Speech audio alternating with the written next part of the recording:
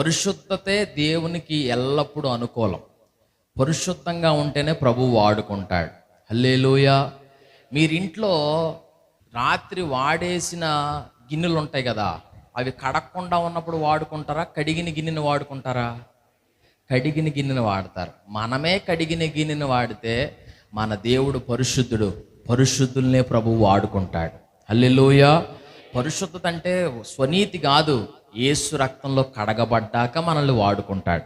నిత్యము కడగబడతా ఉండాలి, నిత్యము అపవిత్రతకి చోటు లేకుండా చూసుకోవాలి. కడగబడి మళ్ళా అంటించుకోకూడదు. కడగబడి మళ్ళా అంటించుకునే స్వభావం ఎవరికి ఉంటుందంటే పందికి ఉంటుంది. ఏమండి, మనం కడగబడి మరలా అంటించుకునే పందులం కాదు, యేసు రక్తంలో కడగబడినటువంటి గొర్రె పిల్లల మాదిరి మనం జీవించగలగాలి. హల్లెలూయా.